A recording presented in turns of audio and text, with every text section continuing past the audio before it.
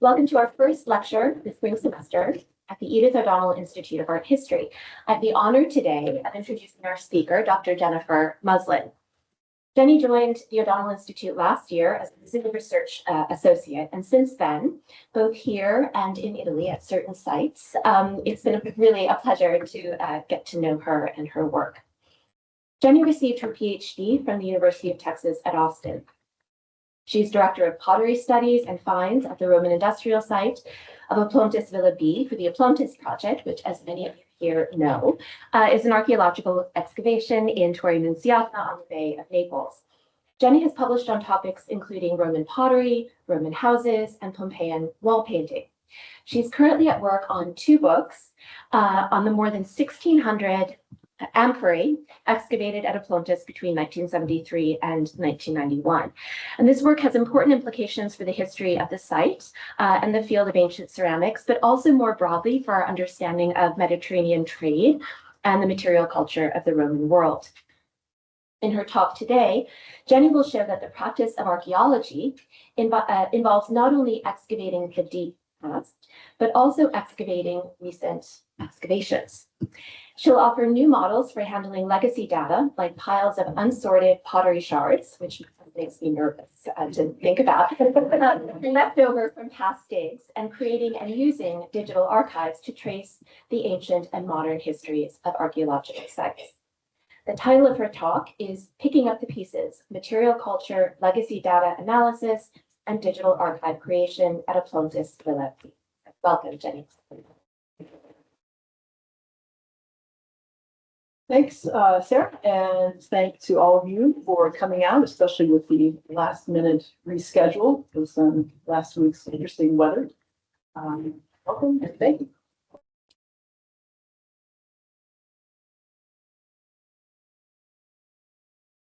According to the Japanese Zen Buddhist teachings of wabi-sabi, there is beauty in broken things. Starting in the 16th century, this idea came directly out of people's interactions with ceramic vessels during tea ceremonies. As often happens, someone would break a teacup and, rather than discard and replace it, they send it out to be repaired. From the concept of wabi-sabi, an artistic mending practice called kintsugi, or golden joinery, developed where instead of being disguised, cracks and missing pieces were emphasized with gold-dusted lacquer fillers. Conserving the ceramics in this way expresses the idea that brokenness is an inherent part of an object's life story, not a quality to cover up, but to embrace and understand. As an archaeological ceramicist who works on objects broken in antiquity and sometimes modernity, this is a concept that speaks to me. The Romans too repaired their pots rather than replace them, in some cases dozens of times. For large, expensive storage forms like the dolium on the left, Romans used staple-like lead clamps to hold the heavy sherds together. Unlike kintsugi, however, viewers would not usually see these repairs since dolia bodies were mostly interred in the ground. In the case of transport amphora, repairs were easily spotted and indicated reuse. Tap holes were drilled into the ceramic body to drain wine from full amphorae and could be plugged and unplugged for the duration of the amphora's life, in some cases up to 70 years. For the practical Romans, repairing their pots was an economic rather than aesthetic choice. Archaeology also attempts to retrieve and reconnect broken pieces of the past, both what has been interred in the ground and, in the case of legacy data, the post-excavation history and actions that made the site into assemblages the way they are today. The interventions that have shaped them are called formation processes. Amongst these processes, there are four main factors: discard or burial, destruction, abandonment, and disturbance. Discard or burial refers to the objects that are ritually or accidentally broken or buried or thrown away, like, for example, a shattered glass beaker, or a sword that is bent and ceremonially killed and put in a tomb. Destruction can indicate brokenness on a larger scale, such as a house flooding, burning down, or being looted by vandals. Abandonment is a longer road to brokenness, since it begins with provisional discard, where something is left but not thrown out. Think of that pile of stuff you meant to take to Goodwill after the holidays that is still sitting in your garage. Finally, there is disturbance. When, long after it has been discarded, later actors, which can be animals or people, dig up and disturb it from its stratum. This disturbance is often accidental, such as a later person digging a foundation that intrudes into the layer, breaking its contents, or, in the case of archaeology, intentional, since excavators are specifically looking for what is buried. A visual representation of how these factors work in a stratigraphic record is useful. A dog burial pit, in this stratigraphy that's illustrated behind me, a dog burial pit is cut into two earlier layers where broken pots were discarded, disturbing their strata. We can also see destroyed or abandoned architecture that not only cuts through the layers, but has also been disturbed by a newer brick wall next to it. So what I'm talking about is, this is the older wall. You can see that the red brick wall is up higher and is pretty much abutting it, which means that whoever decided to sink that brick wall either found the older wall and decided this would be helpful for supporting the foundation, or they got lucky because that was a good place to put a wall and they kind of lined it up that way. Who knows? We're not always able to identify intention, but we're able to identify events, if that makes sense. So as you can see, this is a rather more complicated picture than the well-differentiated layer cake strata that one might expect or hope to find in a trench. It's always more, once you start digging, things get weird. That's just what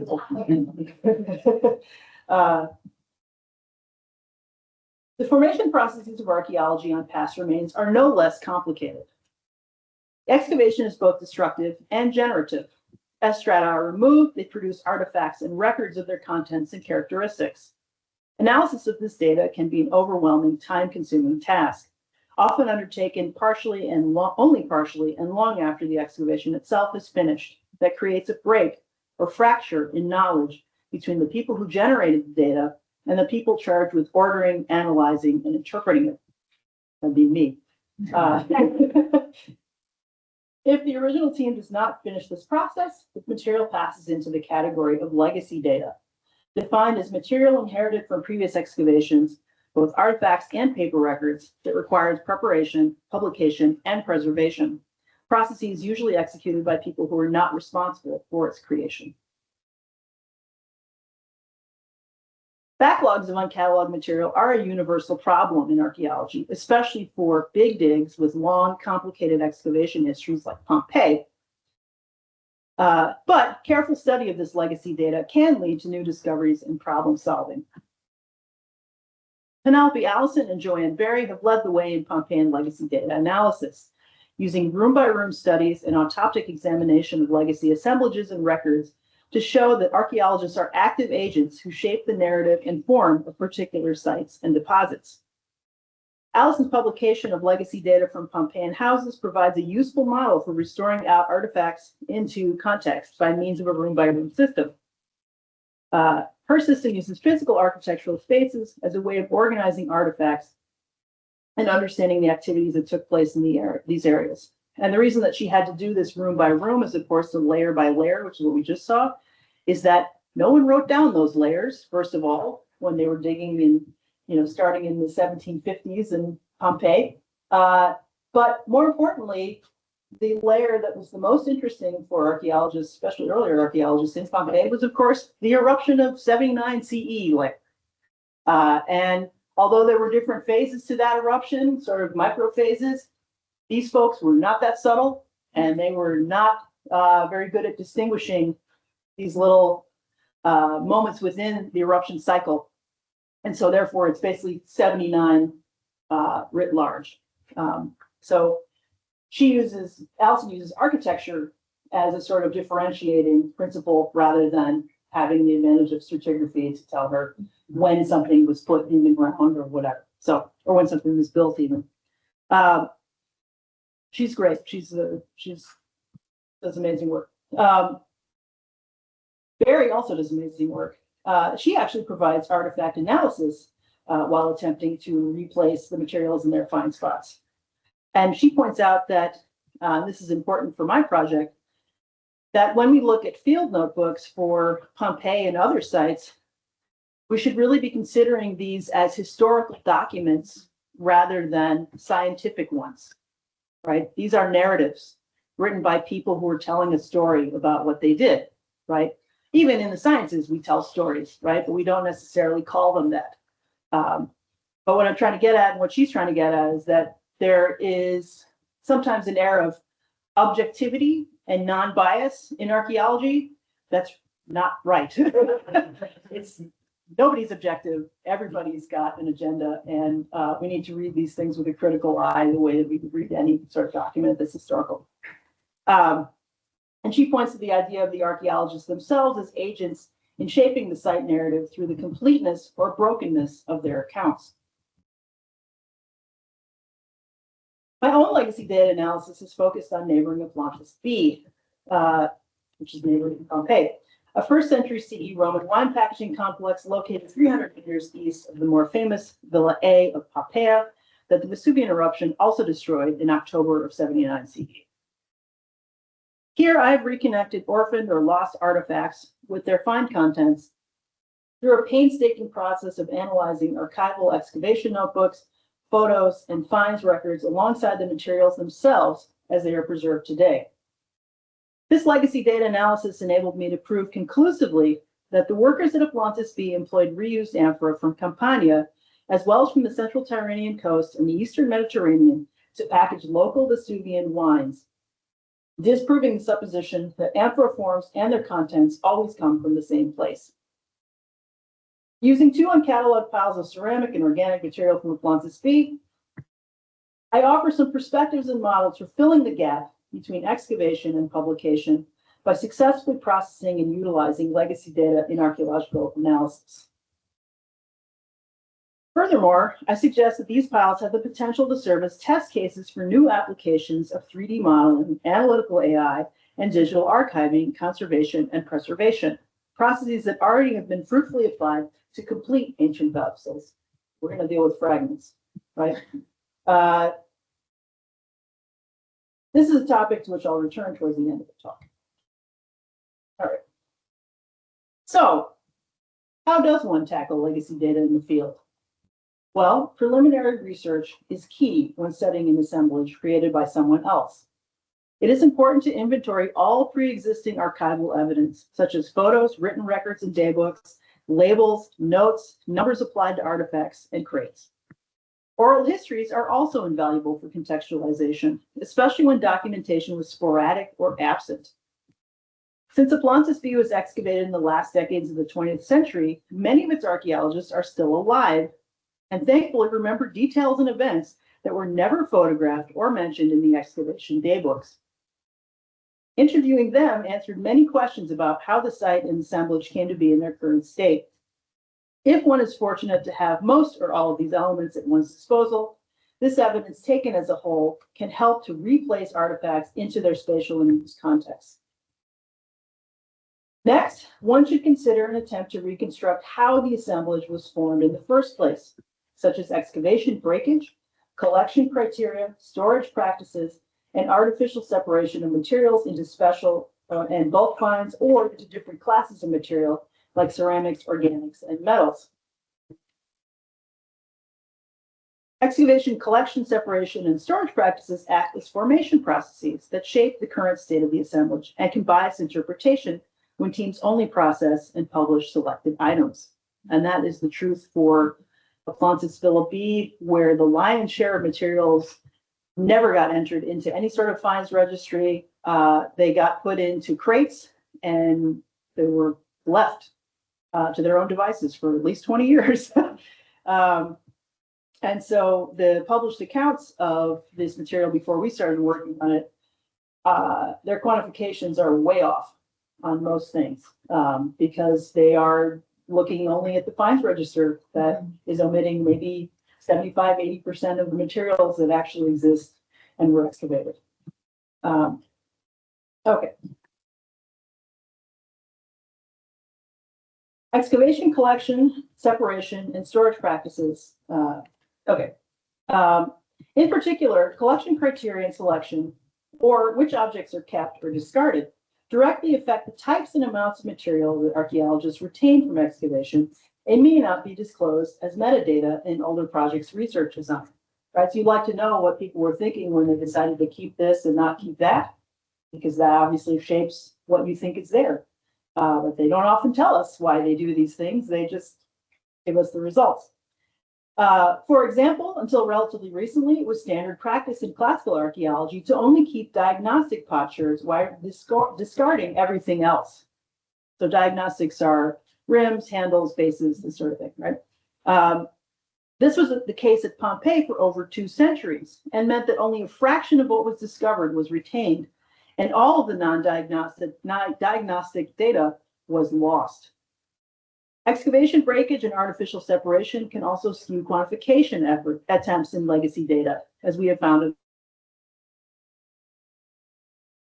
across multiple crates that purportedly contained only one vessel each. Back to our steps. Finally, and this sort of segues into my last point, which is one must accept legacy data's limitations. In many cases, there has been a huge loss of information that can never be recovered. But there is still much to be learned from the materials themselves, even if their exact context has been destroyed. So don't give up. Let's keep trying. My method for analyzing and recording the Oplontis B legacy assemblages grew out of the particularities of their collection and storage. Here, the Archaeological Superintendency of Pompeii excavations between 1973 and 1993 uncovered a significant amount of material, including amphorae, cooking and tableware, wood, pomegranates, hay, pitch, coins, bronzes, wall paintings, brick and tile, and marble that, until 12 years ago, had never been cataloged or analyzed. Between 2014 and 2023, I cataloged, photographed, and analyzed 724 crates full of finds, 165 loose amphorae, and now two almost, large piles of loose sherds housed in the Oplontis B. Again, none of which had ever been inventoried previously, along with stuff that had been inventoried, which were 321 restored or intact amphora from the site currently housed in Villa A. This legacy data for the amphora became the subject of my 2019 study of packaging and amphora reuse at Oplontis B. To quantify the ceramics, I used the minimum number of vessels represented method to conservatively count the number of ceramic vessels present, enumerating singularly occurring diagnostics like spikes or bases. Right, so you can break a rim in multiple pieces, right?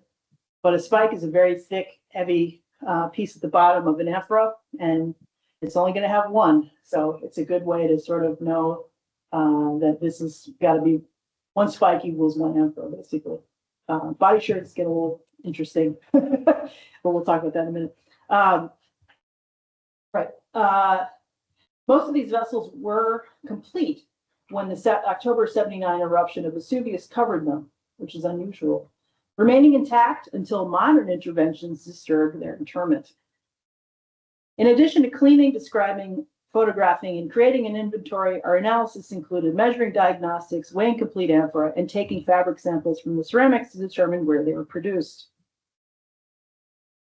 As part of my ongoing research and processing of the Oplontis B amphora in 2017 and from 2023 to 2025, and probably then some, I undertook the inventory and study of 2 large piles of unstudied ceramics and other materials that were discovered during the first and most difficult period of excavation of Room 1 in February 1975, but that have since been kept in Room 17 Beast, which you can see here.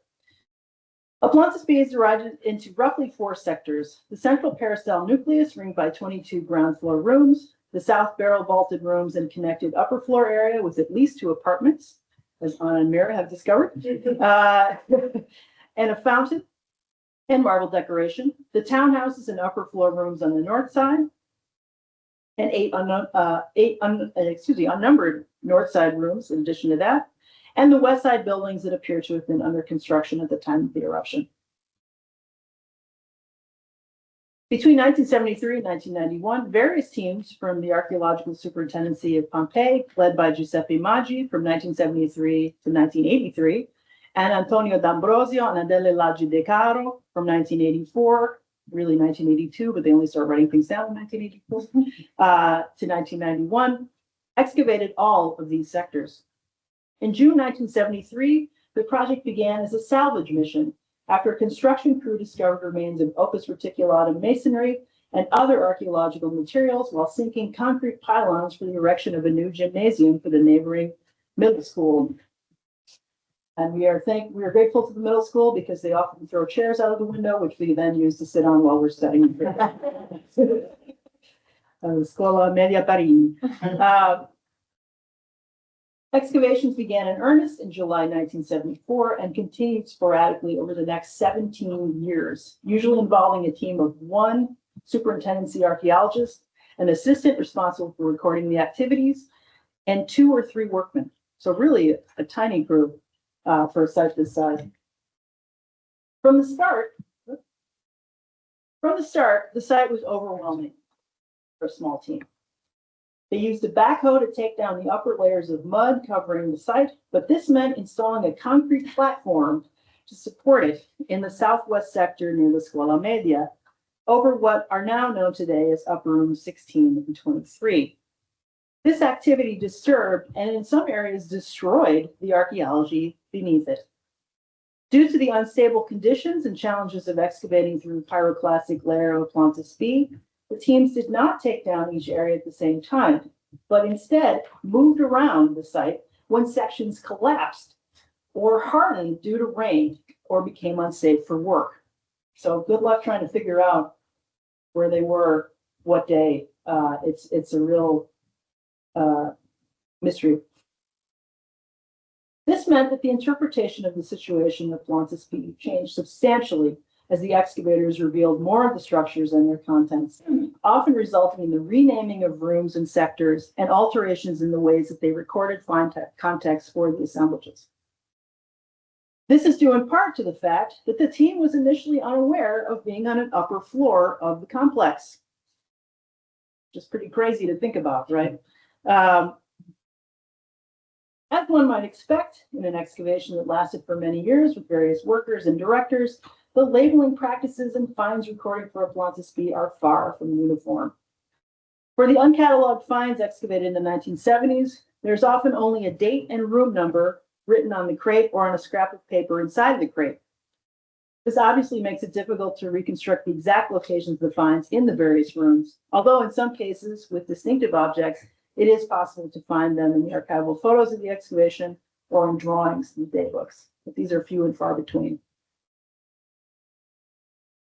From February 4th to February 8th, 1975, excavators uncovered the first major concentration of amphora in Oplontis B, room below room 1, that they confusingly also designated as room 1, since excavators were still unaware that they were working through Oplontis B's upper story. Once they realized the situation, they reached the lower level. They began giving the same numbers to the ground floor rooms that were directly below the already numbered upper rooms. And they don't make a distinction of upper or lower. Now everything has one number and you're not really sure what elevation you're at, right? Which has made relocating objects to specific rooms really challenging.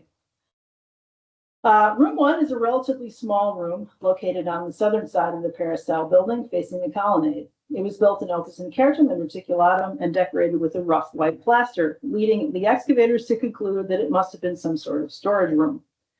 Its entrance is offset on the north wall, and its doorway is composed on the east side of Nocera tufa blocks, probably belonging to the same construction phase as the peristyle, which would be the first construction phase.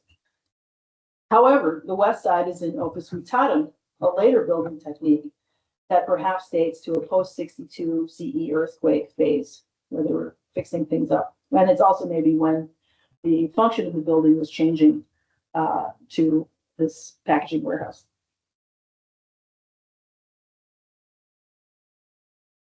Inside room 1, underneath the collapsed wooden beams, the team found about 182 amphoras stacked one on top of another and side by side.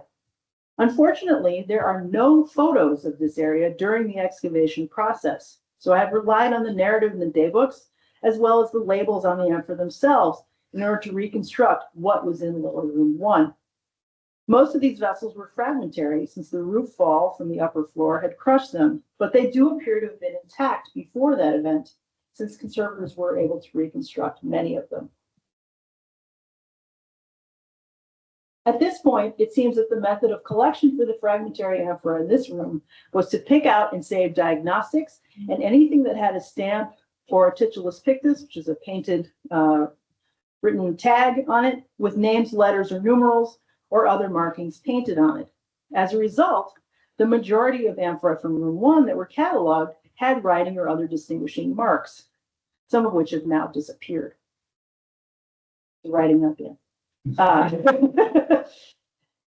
The team pulled out 4 complete amphora from the upper layer of the stacks. 3 were Cilician Pompey 13s from Turkey with black tituli picti in Greek and Latin, and 1 was a Dressel 2-4 that was local that the excavators misidentified as a Dressel 1, which is a much earlier form and would be very weird to have in this assemblage, in this part of this assemblage. Body sherds and other items were piled up and left in provisional discard, perhaps in lower room 1. We think. We don't know where they were piling them at first. 16 years later, during the Oplontis B building reconstruction process in 1991, Archaeological Superintendency of Pompeii conservators returned to the uncatalogued sherds and attempted to repair the once complete room 1 amphora, a process that achieved a limited success with the restoration of 43 vessels. The remaining sherds that could not be restored were left in 2 piles in room 17B, the smaller of which, as I mentioned earlier, we analyzed in 2017, and the much larger one just started analyzing in 2023, and it's ongoing. When I undertook the inventory and analysis of these piles, I initially believed they had no provenance and probably would only be useful for presence-absence analysis of amphora forms, adding amounts to our pottery categories with no hope of saying where they were found. Pretty depressing. However, I got lucky. When I began sorting them, I found several tags and labels embedded in amphora spikes in the pile, confirming that February 1975 date and room 1 location. And this was consistent enough that it seemed like this has to be where this came from and how this happened. I cataloged 100% of the small pile and about 50-55% of the larger pile, at a conservative estimate of 136 more vessels to the existing count of 1,431 amphora for a new total of 1,567 and counting vessels recovered from Oplontis B. Processing the rest of these sherds in subsequent seasons will undoubtedly increase that number. We've got a lot to go. Additionally, and unexpectedly, there was a significant amount of cookware, tableware, food preparation vessels, tile and brick, fresco fragments, organic materials such as carbonized wood, shell, and animal bones present that was never mentioned in the finds registry or the daybooks from this excavation period. So we're learning new things. The excavation date and location indicate that the material and a group of the amphora came from the upper floor, so upper room 1, not lower room 1. And we're in a layer of lapilli mixed with ceiling beams, plant fibers, and a 10 to 15 centimeter deep deposit of sawdust-like organic material, which of course we don't have any photos of, that excavators interpreted as being mark from grape pressing. However, this was more likely to have been pitch from amphora waterproofing or even pitch from the beams that were the floor or ceiling of between the upper and lower level. That would make a lot more sense than someone trying to press grapes in an apartment upstairs. Right? It's kind of weird. Right.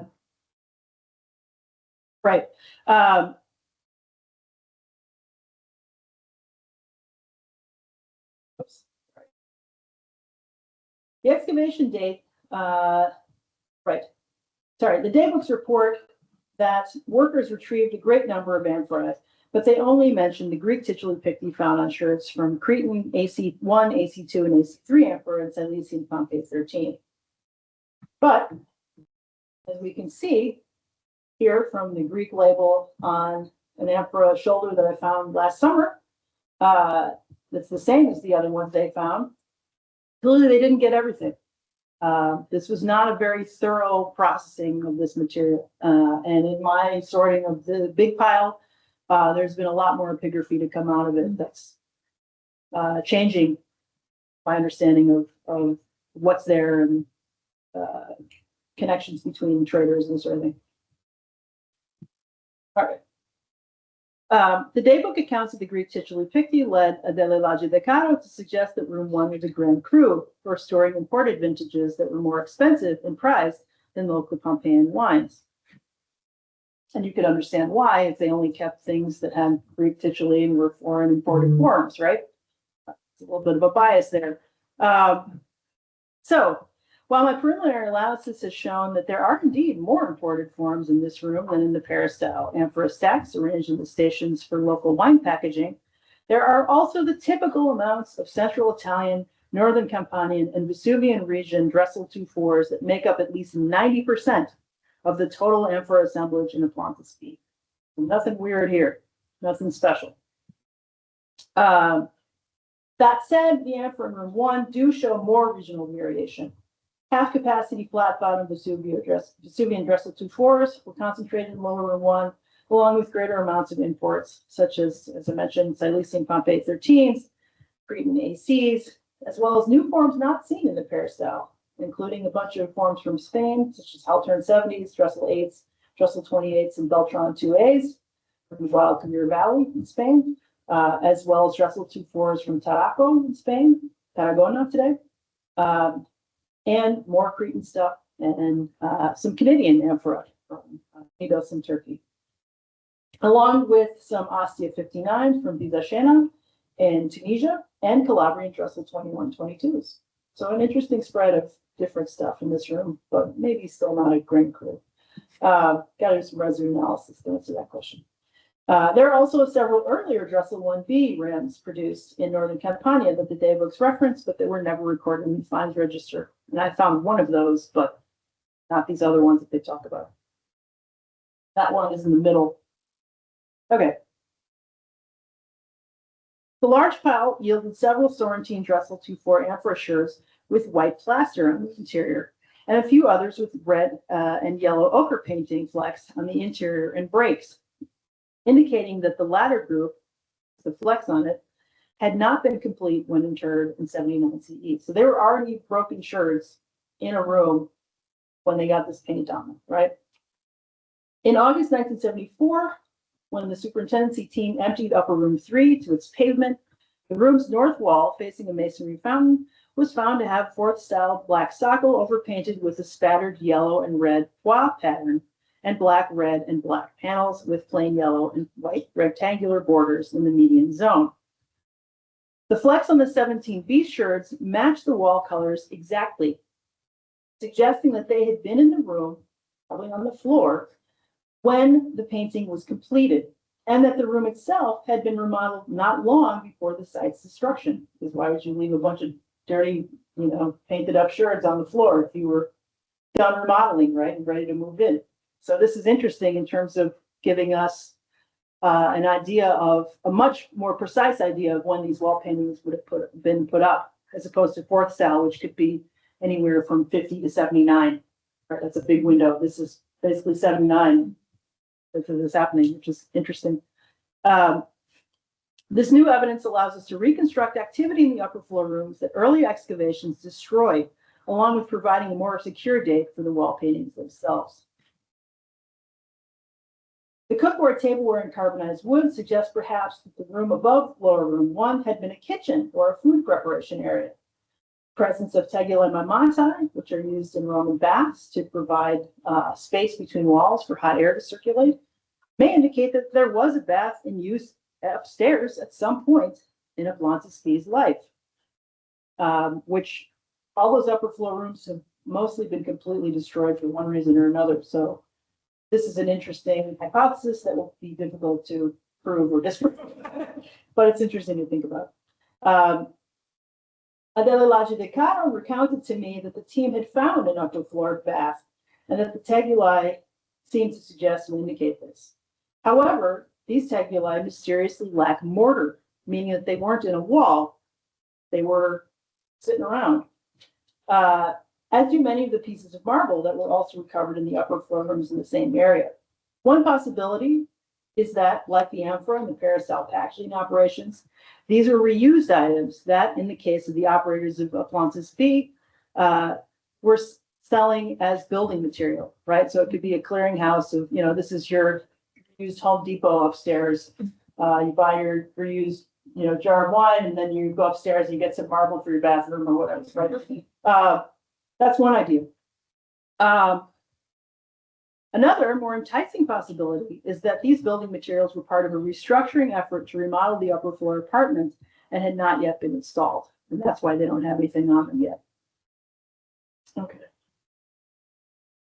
With 45% of the Oplontis B17 beast pile left to process, the picture of the site and its story will very likely change as it reveals more of its secrets.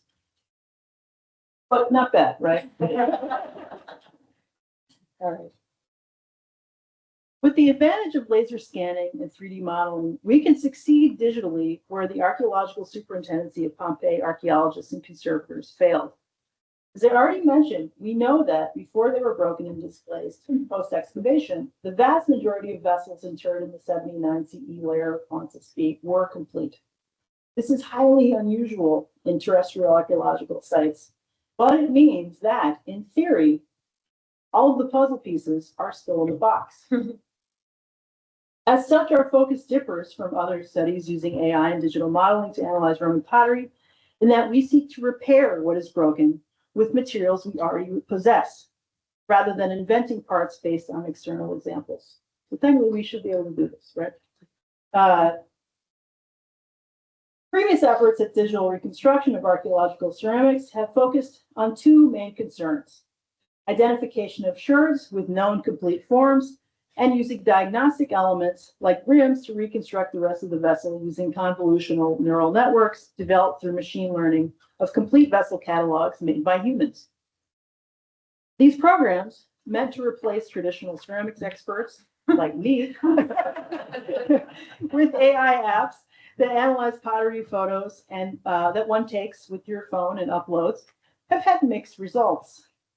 We can see from these reviews. My favorite, the worst app I have ever installed. Yes, it's Several people found the review helpful. They agree. And actually, a friend of mine who's also a ceramics person tested it out on some sigillata, which is this very standardized, but not high cost Roman tableware that is so standardized you can look at it and know what number and form it is instantly. And the app could not figure it out. So he deleted that app. Anyway, this is Arcade reviews, by the way. Arcade's photo upload feature does not work properly, and it is only able to identify rims, failing at identifying non-diagnostic body sherds, which of course are the most common type of sherd one encounters in assemblages, right? So most of your stuff is not going to be, it's not going to be able to figure it out. Rocketpot, a program designed by the Cambridge mathematicians, we'll go back a second so you can see it without the reviews. That's this one here.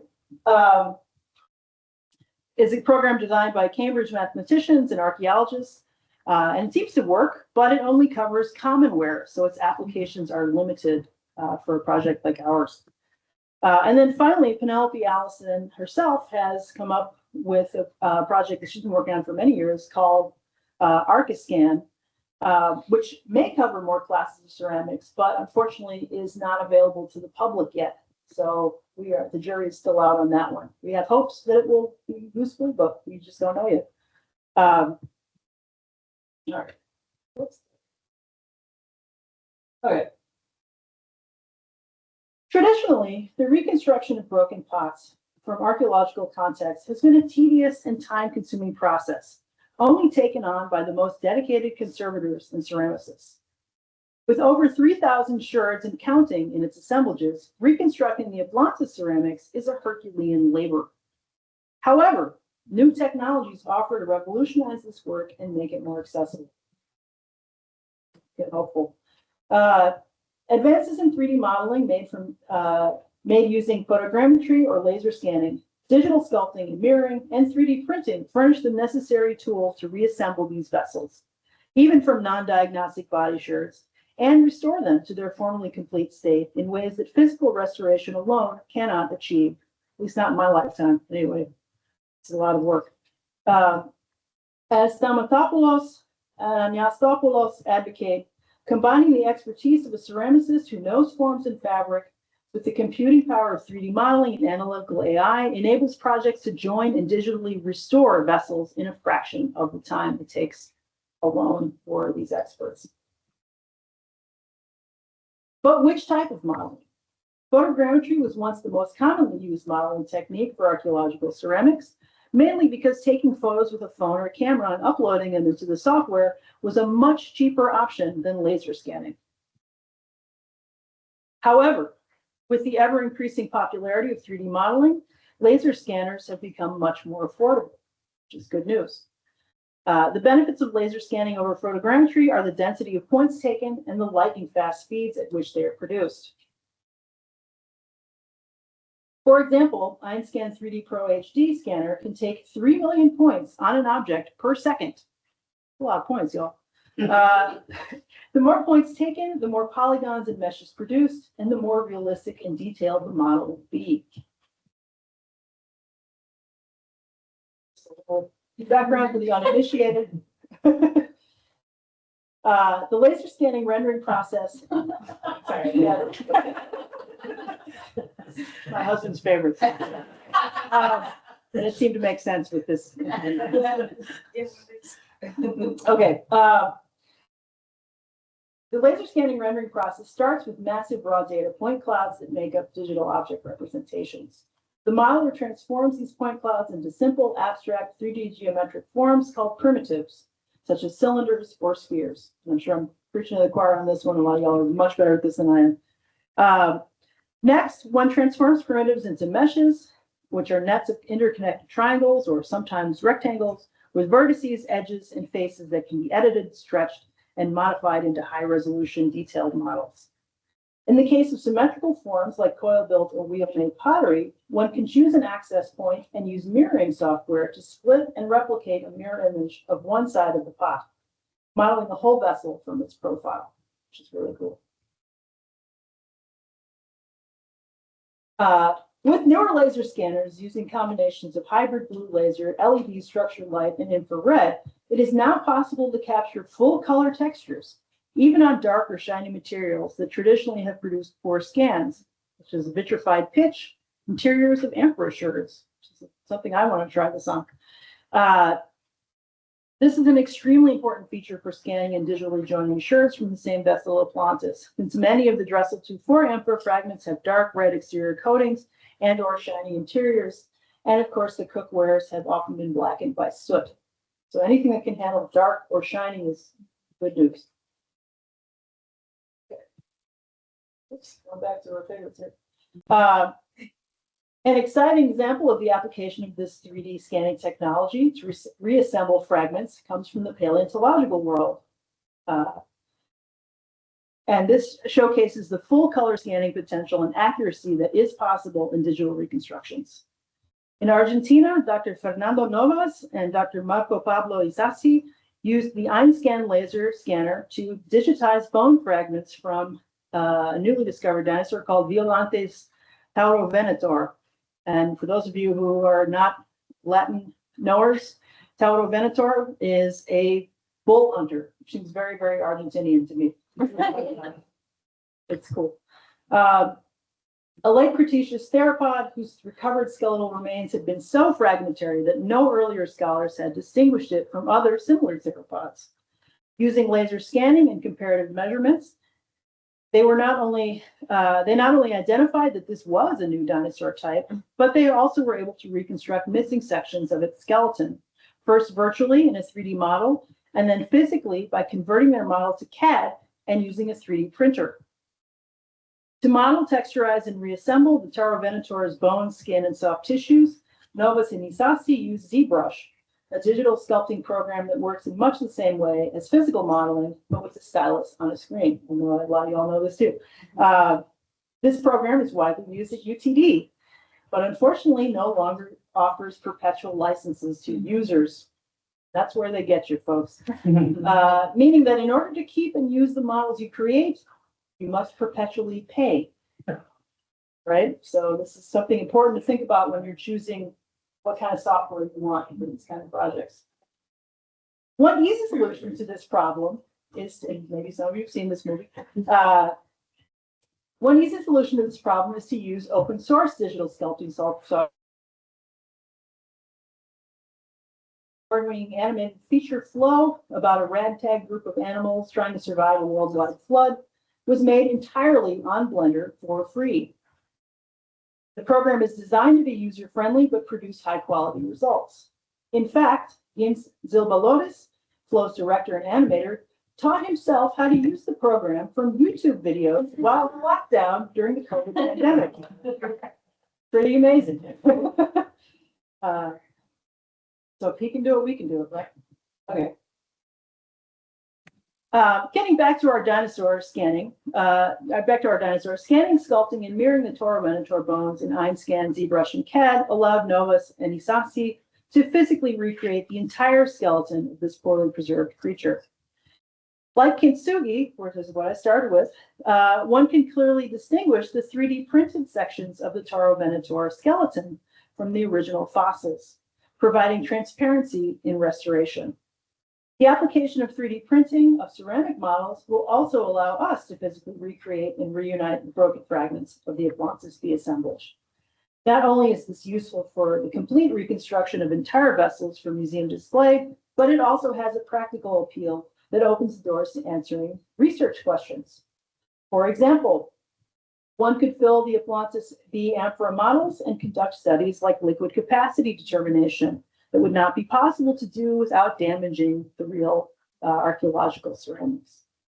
The possibilities are endless.